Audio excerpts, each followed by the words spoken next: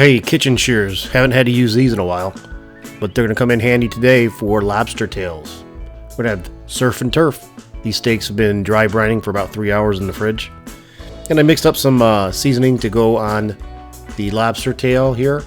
I didn't have any Old Bay seasoning. It's just a teaspoon and a half of garlic salt, a teaspoon of chili powder, a half a teaspoon of paprika, half a teaspoon of garlic powder, and a teaspoon of mixed herbs. Should go on that lobster tail pretty good.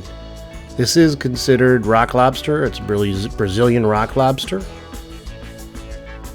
It's different than Maine lobster.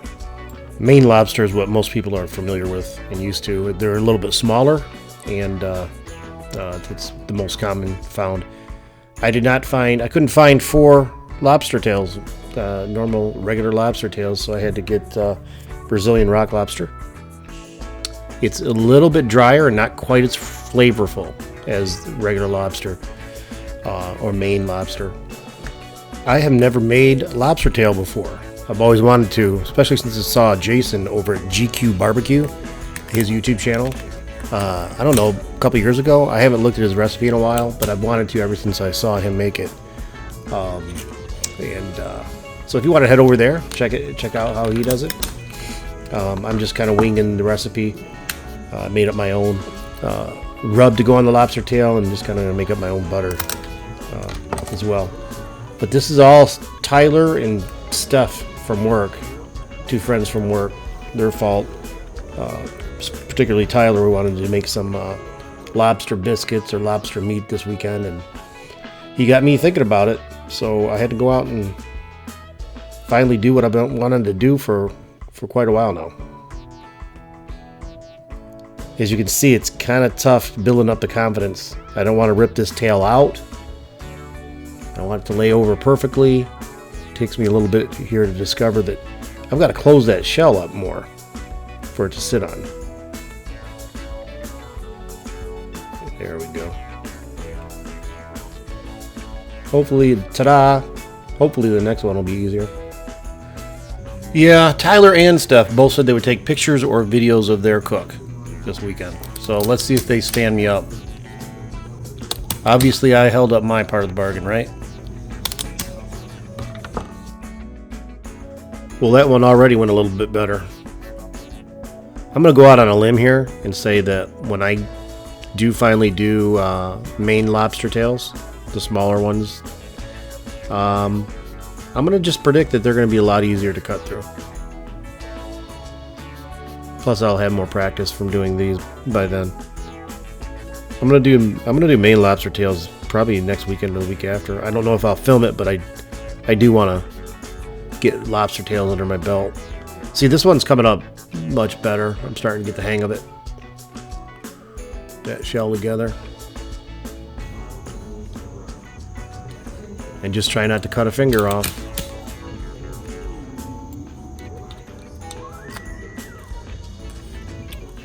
Honestly, I thought about just editing all this out, or speeding it up, or editing it together in such a way that it looked easier.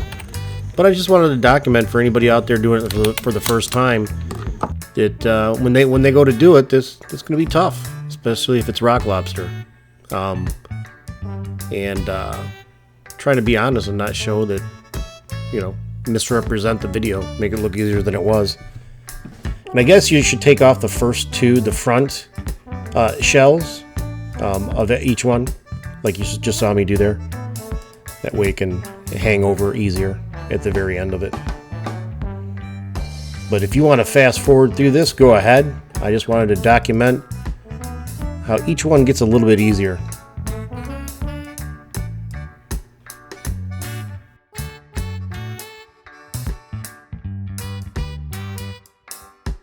Hey, by the way, whether you're a viewer or a content provider, either one, I'm sure you're aware that the YouTube cooking community out there is just full of down-to-earth people, really nice people. Just everybody has an interest in cooking, whether it's grilling, cooking indoors, whatever. I'm just a fan of cooking. But anyways, I know people are busy, and sometimes people will challenge each other. But sometimes I can put people under pressure because everybody's, like I said, everybody's busy. But I would like to see some other channels out there. If you like lobster, I'd like to see your versions of this. Maybe you could do a Maine lobster. And I'd like to compare notes. It could be a learning experience for me. But no pressure. If you can, you can. But I'd be very interested. Yay! That wasn't so bad. Glad I'm done with it though. Let's get this seasoning on here. And then put them back in the fridge and get the grill ready. And let's get that butter mixture ready that we're going to use to baste the lobster in and later to dip it in as well. But we're going to use some roasted garlic that you can buy minced already. It's kind of hard to find this roasted garlic, but it adds another layer of flavor. We're going to use 2 heaping tablespoons of it. And then we're going to use some Kerrygold butter from Ireland. It's really nice. It's going to be unsalted because I want to add my own salt. Here's some lemon. I would prefer fresh, but don't have a lot of time. And this is partially dehydrated parsley, so it's a little bit better than out of the jar, but not as good as completely fresh. But it'll do. And then some black pepper. And here's the garlic salt.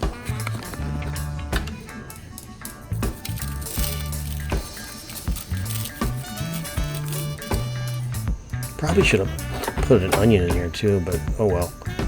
Let's get these flavors incorporated. This is about 10 minutes later, maybe 5 minutes later on the grill. They're already starting to melt. It smells great. Okay, earlier I had marinated some shrimp in the fridge for about 2.5 hours. I'll list what I did, but you could use almost anything to marinate your shrimp with, whatever you like. And I did that because I thought we were going to have smaller lobster tails. Look at this butter. Nice and melted. Let's get that fire out and get the shrimp on. I'm not too much worried about the smoke that you see there. I'm going to put that out, but the fire. But these aren't going to be on there long enough for too much smoke to make a difference. This is a short cook. This is considered indirect heat with these lobster tails because the shell itself is blocking the heat source. So even though they're over the hot part of the grill, it's still basically indirect. Let's baste these down. These are supposed to be done in under 10 minutes normally, but I think these are so huge, I think it's going to take longer. Get some on that shrimp. The shrimp's got to come off soon. That cooks quick. Final basting, and then we're going to get this butter back on the other side of the grill to basically come to a quick boil to purify it, just in case the meat wasn't cooked enough during the first basting.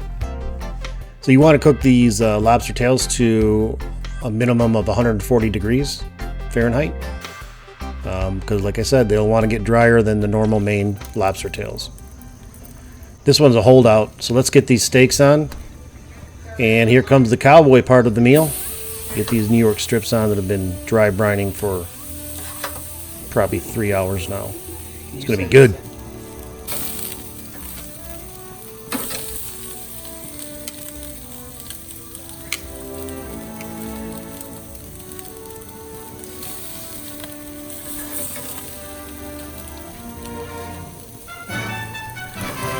It's starting to smell like a meal around a cowboy campfire about right now. Steaks are smelling great. Yeah, this fire is on purpose, folks. I am reverse searing it. It's going to be nice and pink in the middle. Get that nice reverse sear. So I'm going to put some more oil on the ceramic briquettes down beneath the cooking grate and purposely get a fire going.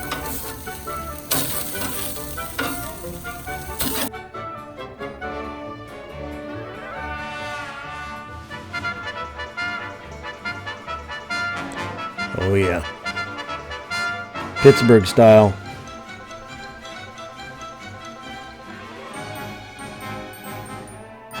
Ooh, smells great. Can't wait to bite into these.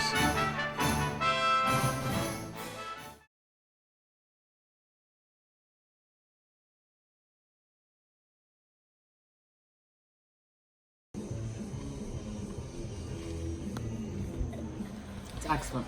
Hello. Off camera, Off camera. it Mama was said excellent. For the shrimp, Shrimp is the amazing. lobster. Shrimpy loves the shrimp. That's Shrimpy. Madagascar right there. Anyways. As amazing as the lobster and shrimp was, I like the steak the best. I like the corn and the shrimp. She loves corn. Thank you. I like lobster. I made the corn. The lobster was so good. Did you film the sauce? Making it? I filmed it making it, yep. Oh, Because it And I was poured really it. good. I loved it. It's the best part of it. I could eat it. Excellent. All right. Try to steak it. Well, I tried to film it right before we started eating, but we got distracted. But it's okay. It was really good. Say bye, YouTubes. Bye, YouTubies.